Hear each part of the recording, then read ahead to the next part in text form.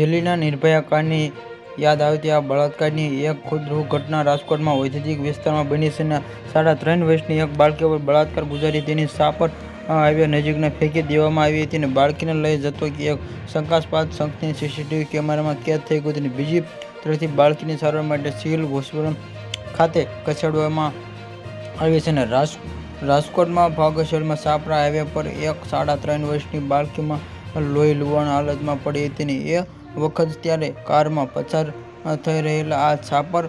પાર્થમાં રાઠોડે આ જોઈ કાર ઊભી રાખી અને બાળકીને અટકાવી દુકાન પાસે બેસાડતા આ બાળકીને ચહેરા પર ગુપ્ત ઇજા લાગતા 108 બોલાવી બાળકીને રાજકોટ સિવિલ હોસ્પિટલમાં ખસેડવામાં આવી હતી અને આ ઘટનાની જાણ કરતાં પોલીસ દોડી આવી હતી અને પોલીસે તપાસ શરૂ કરતા બાળકીનું ઝૂંપડપટ્ટીમાં રહેતી હોવાનું ખુલ્યું હતું અને બાળકીમાં શનિવારે